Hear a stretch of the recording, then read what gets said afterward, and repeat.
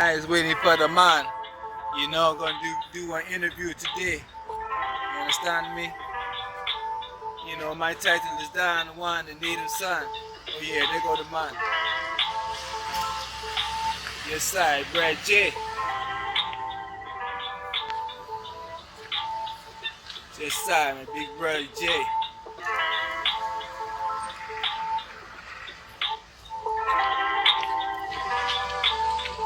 Yeah, I've been waiting to do this interview all day. You understand me?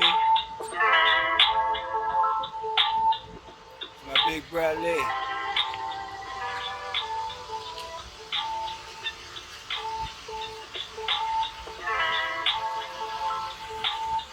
Yes, sir, this my big brother Lee. Dig?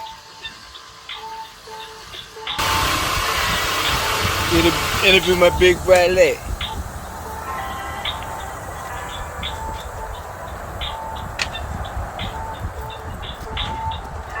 Yes, sir. Let's go there, Big J.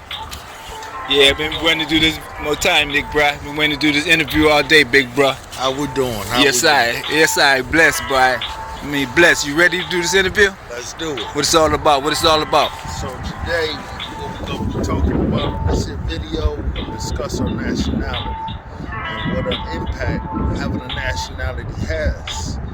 How this country has bamboozled us out of our nationality, brainwashed us on who we are. We done forgot in just a short period of time who we are. Yes, sir. I'm gonna tell you how they was able to do these things. Okay, let's go, man, boy. Let's go. Let's go.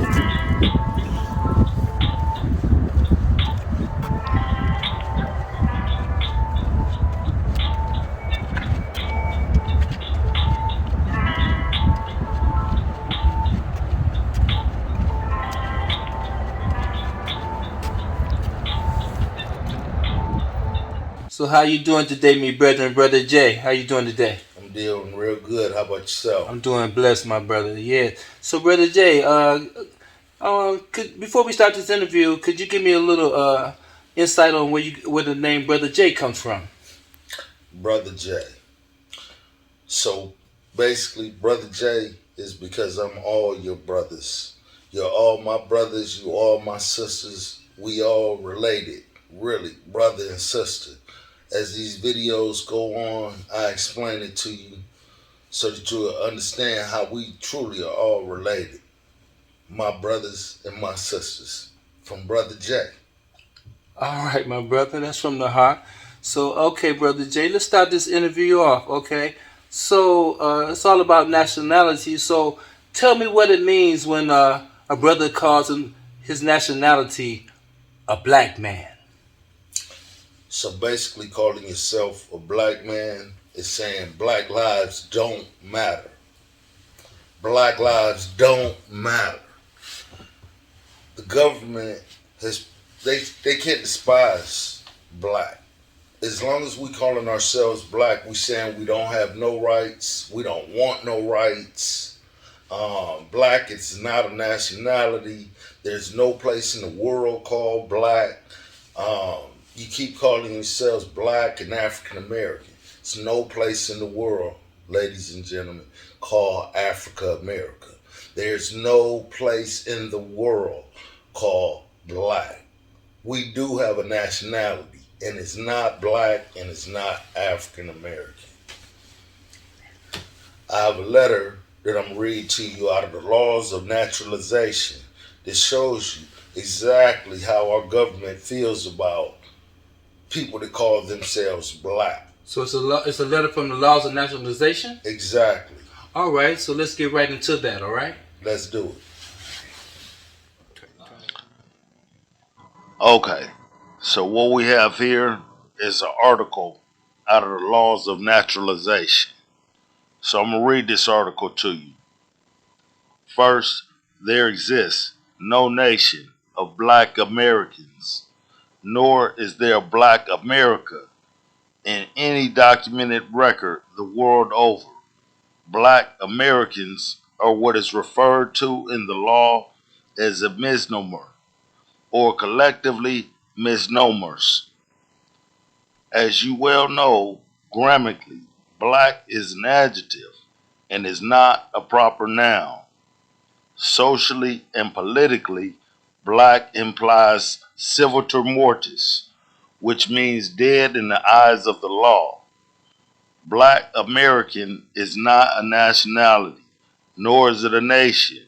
Therefore, black has no political interests nor powers in the free national constitution that was prepared for all free national beings.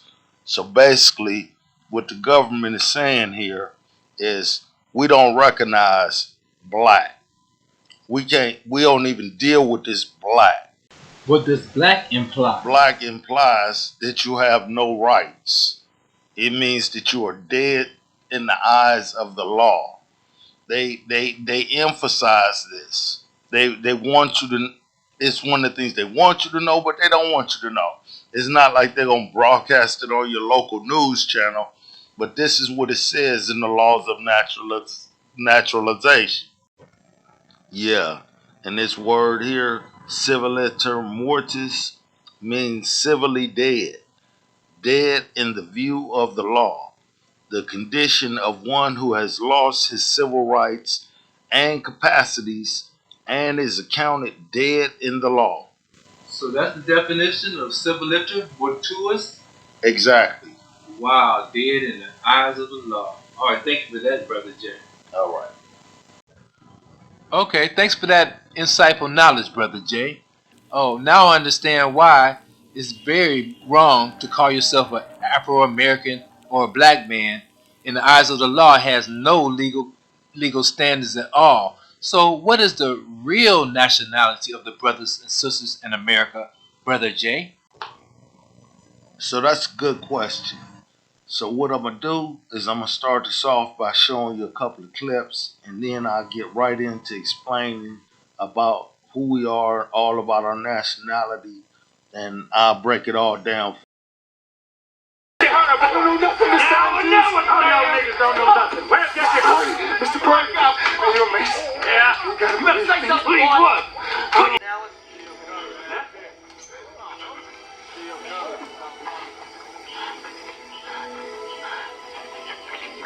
me. You can't eat me. You ain't no 7-old boy. Dude.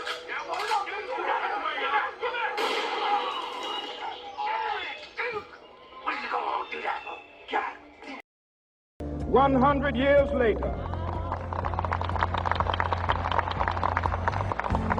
the Negro is still languished in the corners of American society and finds himself in exile in his own land. And finds himself in exile in his own land. And finds himself in exile in his own land. Okay, Brother Jay, these are some very interesting clips. So, what are the meaning of these clips? And what is the meaning when Martin Luther King says, exile on your own land? All right, so what we have here is a map of the United States from 1776 to 1853. This is a depiction of what the country looked like when they first got over here. These Caucasians, when I say they, when they first arrived in this country, they drew up a map so that they could maneuver around this area, and this is what the map looked like. This here is 13 colonies that they were on. All of this was all of these the 13 colonies. All of this is all of Florida, the Seminoles. This here is a border. Okay, so the Mississippi River is a border. This land all over here was all owned by France. France, Spain, these other Caucasians, all of them were all involved with the colonization. In all of this area, in all of this area here, this is where you had all your wars. We had over 200 wars with these natives and these Caucasians over this land when they first arrived. Up in this area, Rhode Island and Connecticut, you had your Poughkeepsie. Over here in Ohio, you had a big war that happened over here in 1794. Then you had the other wars down in this area with the Cherokees in 1794 to 1796. Then you had your Seminoles down in this area here. You had three major wars with these white Caucasians in this area. In all of these areas here, when these Caucasians would conquer these other native nations, whenever you have a war and some of the people get away on both sides, it don't matter which side is on. When people get away, they consider runaways or escapees. So these people were now classified as runaway slaves, and that's all of these were all natives. Everybody in this area were all natives. These were when they first arrived in this country by their own acknowledgement. There was at least 12 to 15 million of us already in this country when they arrived. That's their own documentation. Every time these people would get conquered and the people that would escape, they always ran back down to Florida, to the Seminoles. The Seminoles are the stronghold of all these native nations. Every family has what's called a family tree. Off of this family tree, when your children get married, they grow up, they have children, they start their own families, they go out and they get their own piece of land. And that's how we ended up in all this area here. All of these tribes are all connected to the Seminoles. It shows that they were all connected because whenever they got conquered, they ran back down here to the Seminoles, they big brother. Oh, so that was a stronghold down there. The Seminoles are the stronghold. This border here, as I mentioned before, 100 years before these Caucasians showed up in this country, the Moors showed up over here, and they came straight down the So that same would be border. down the Mississippi As you River. I see, see. back in the day, there was no Minnesota. All this area was Minnesota back then. That's where the Moors came in through Minnesota out of Europe. They came straight on down to the Seminoles and established civilization from the other countries that have been instilled through these Moors here in this country. We had a fort, Fort Moses, that was in this area here, St. Augustus.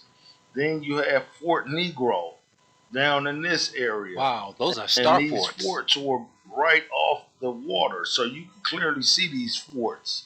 These forts are like big castles. They're totally modernized stone concrete buildings.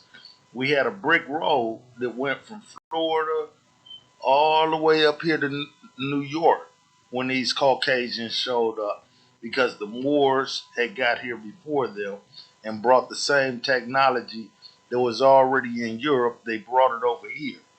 So we was well established when they showed up in this country. Andrew Jackson put up a big old fit about that because you could clearly see this castle off the water. It was the main one they could see, the main one they was dealing with. It was all in their face. The Fort Negro, they Wow, I wasn't must confess exactly that hip is to definitely a just yet. starport. That's why that war was so treacherous to them. That war, it was many casualties on both sides because we had cannons and guns to fight just like they did, and they got lucky and hit our armory and blew us up. Up until that point, we was holding them off. Negro Abraham defended Fort Negro in this country With cannons? with cannons. The the Moors are from Spain, which is where these cannons originally come from. They If created them? if you look it up, if you Google it and say the black cannons of Spain, this is where all your cannons and firearms was originally created. We had this same weaponry right down there when these white people showed up in our country. We was able to have real wars. It wasn't like the story that they told us. Now, granted, I'm not saying that we didn't have some riding around on horseback shooting arrows, because we did. But down here in Florida with these Seminoles, We put up the real war. This is where the real war, this is where the whole meat of the whole story comes from, to the point that these Caucasians still to this day don't have a peace treaty with these Seminoles. We are the descendants of these today's people. All right, so basically, I done explained to you that all of these brothers over here were brothers that look like you and I, to the tune of 80 to 85% of us was already here. I done also explained to you about Fort Moses, Fort Negro, and Negro Abraham. Now, I know a lot of you brothers is going to go out here and look this information up, which I want you to do, and you're going to come to the conclusion that, oh, he don't know what he talking about, man. Negro Abraham was a runaway slave from Africa. No, what I'm saying is Negro Abraham was a runaway, if at all, a runaway native that had been enslaved, that went down and started his own kingdom, and gave you a Fort Negro and defended his country with it. 80% of us was here. Now I'm gonna tell you about how the other 10% came from Europe, and another 10% came on this Atlantic slave trade. But all of these brothers I'm telling you about are all related, and us with this part is the brothers over in this hemisphere on these 13 colonies are the brothers from here that was the ones tending to this soil. It only makes sense that someone that's from here would know how to deal with this climate, the soil, and how to grow and nurture this land versus someone from somewhere else. All right, now that I done gave you that bit of information, the final part to conclude this, the names: Fort Moses, Negro Abraham. These were Hebrew natives. I'm not going to sit here and go deep into it. I'm going to just keep this going so I can show you how it all ties in together. So now we're going to move on to the next part. All right. So what we have here is a map of Africa. As you can see here where I have the cursor at, this is Israel. This is where we originally come from. We got expelled up out of Israel in 70 AD. We migrated over here to North Africa, Northwest Africa, up into Morocco and up into Spain. As you clearly see, Spain is the gateway for all of Europe. Anything you need to get to through Europe, all had to happen through Spain. Here's France, here's Germany, here's London, Ireland, here's Italy here, here's Greece. All of these places were all colonized by the Moors and the Jews. These were the first inhabitants of this land. These were your descendants from Judah and your Ishmaelites, the up in Spain and all over Europe. The Moors are the Ishmaelites.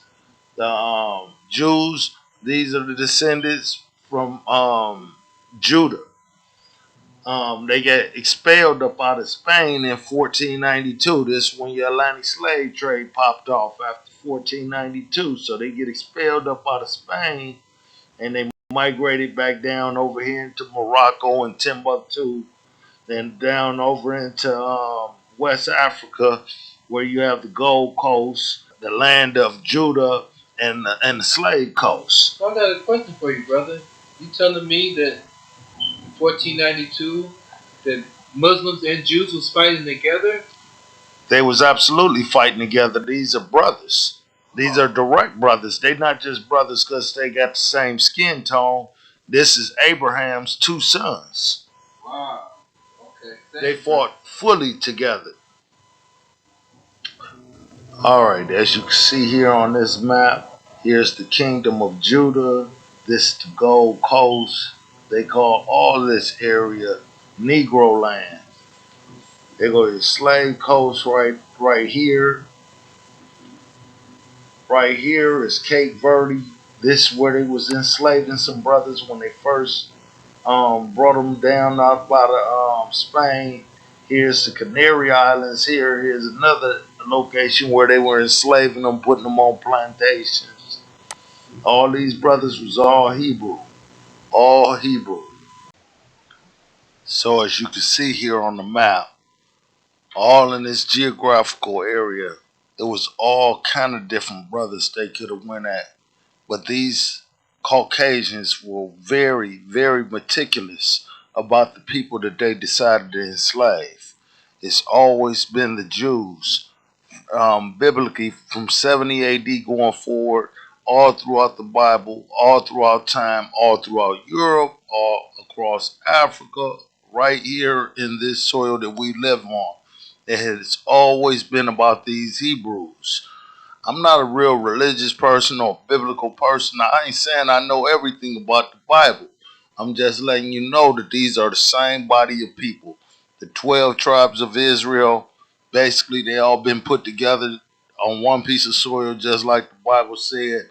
And here it is. We was here when they got here. They only brought over about 500,000 of us when we came up out of Africa. So basically, this map clearly shows you any and everything that I'm saying.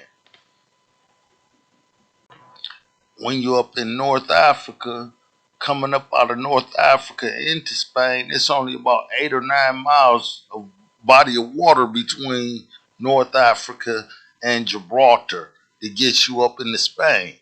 It's 36 miles from Cuba to Miami. People float over from Cuba on inner tubes to this country. I know you know we was gonna make it 9 miles over to So Spain. that is fascinating. What else do you have for us, Brother Jay? Okay, so now I'm gonna tell you how this third body of brothers got over here, who they are, and how they're also connected to us. These are your Jacobites. This book that's in front of us is the Jacobite Gleanings, a manuscript, a transportation manuscript showing you what happened in 1745. In 1745, they had what was called the War of the Jacobites. It was the Jacobites' final uprising where they tried to reclaim their throne. Now, this word gleaning, let me explain to you what this word means so that you'll get a full understanding of what they were doing. The word gleaning means to extract, collect gradually, bit by bit. That means that they were extracting these people, they were collecting them gradually, bit by bit, until they had them all put together, and they started shipping them out once they gathered them all together after they had their final war in 1745. Wow, so that is the meaning of gleaning. Okay, so what we have here is an image location in the new college library in Ennigsburg, United Kingdom. So basically, this was this white boy clowning on some professors and historians, and check out what he had to say.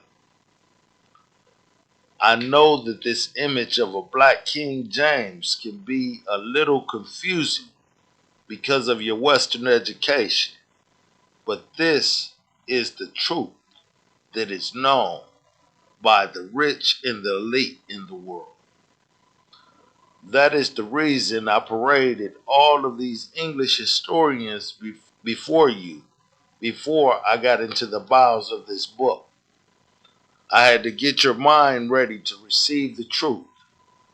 King James came from a long line of black Scottish Stuart kings. 340 years rulership in Scotland. The Stuarts not only ruled in Scotland, they ruled France, Spain, Ireland, and England, Britain, and Wales. King James was able to rule all these lands because all of these people of Iberian black descent. Basically, you can't be a Stuart unless you black. So that means all this imposter royalty ruling over in Europe is just that. These people are imposters. So what we have here is a ledger out of the Jacob's Gleaning book page 48.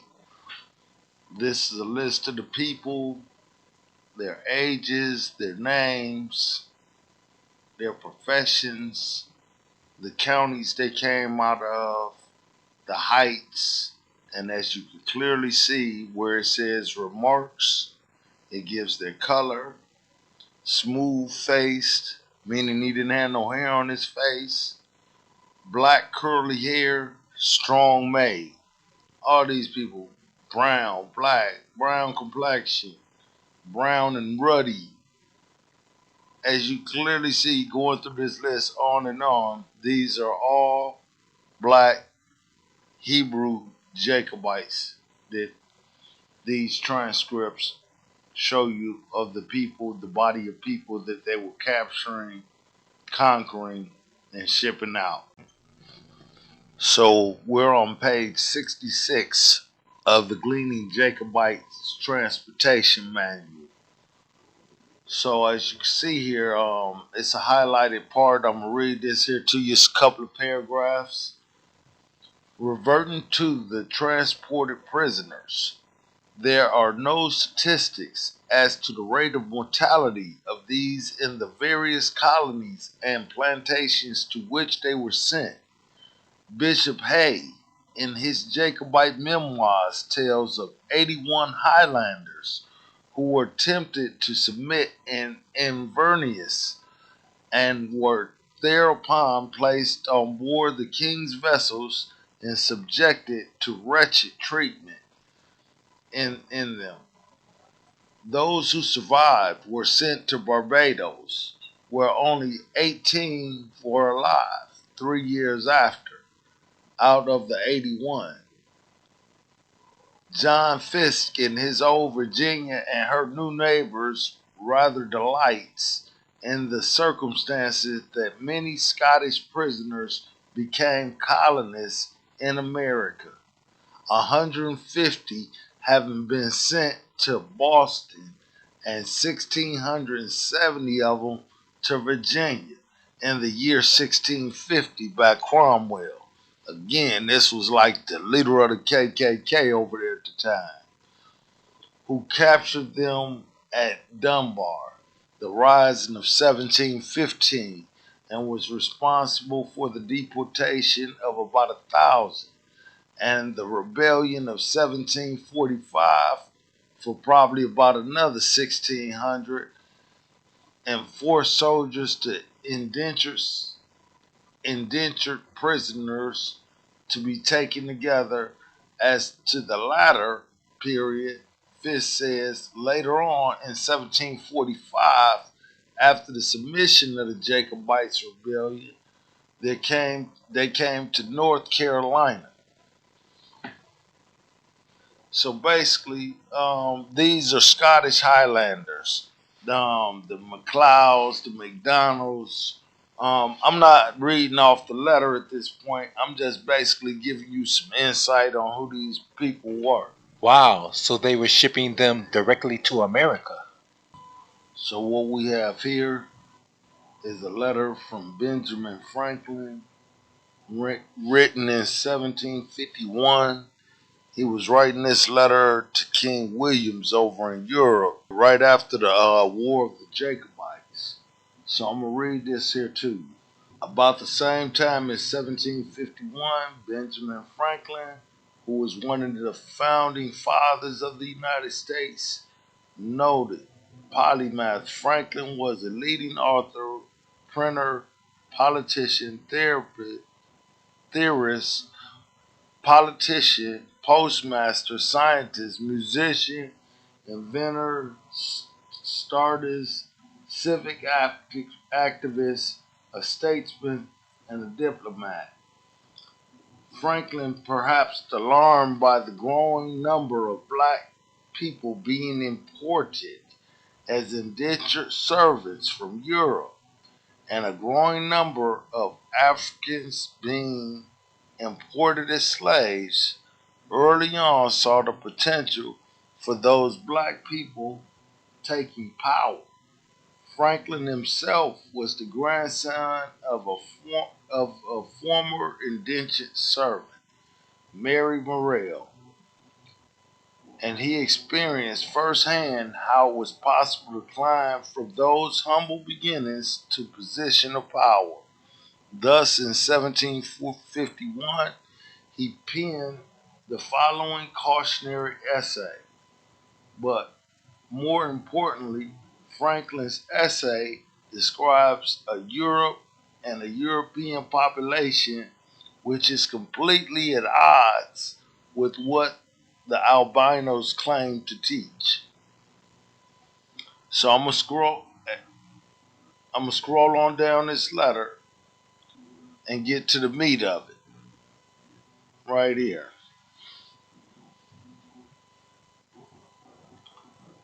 And since detachments of English from Britain sent to America, we have their places at home so soon supplied and increased so largely here. Why should the Palatine Boers, Germans, be suffered to swarm into our settlements and by herding together establish their language and manners to the exclusion of ours? Why should Pennsylvania, founded by English, become a colony of aliens who will shortly be so numerous as to Germanize us instead of our Anglifying them, and will never adopt our language or customs any more than they can acquire our complexion? Which which leads me to add one remark that one that the number one of purely white people in the world is proportionally very small. All Africa is black or tawny. Asia chiefly tawny. America exclusive of the newcomers wholly so. And in Europe, the Spaniards, Italians, French, Russians, and Swedes are generally of what we call swarty complexion, as are the Germans.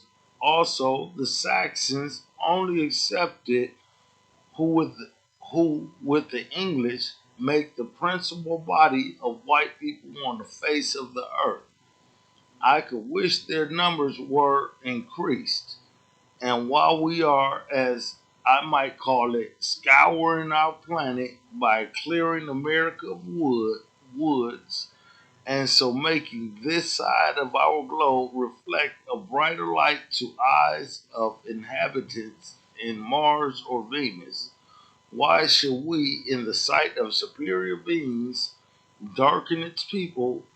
Why increase the sons of Africa by planting them in America, where we have so far an opportunity by excluding all blacks and tawnies of increasing the lovely white and red? Perhaps I am partial to the complexion of my country, for such kind of partiality is natural to mankind. So right here, this describes swarty. Swarty is black, dark, darkly brown. Uh, as you see all through here, this is the definition swarty and tawny. It describes that as being black. Can't get around it. That's how they described it. That's what all these brothers and sisters was looking like over in Europe. This what your man Benjamin Franklin said that these people look like. And what did he say? Over here they were holy. he, he was like, damn, they over here heavenly. That like I said, when he got here, there was 12 to 15 million of us when they got here. Okay, thank you so much, Brother Jay, for the interview. This has been an eye-opening experience, and I'm looking forward to what you're going to reveal on part two. Thank you.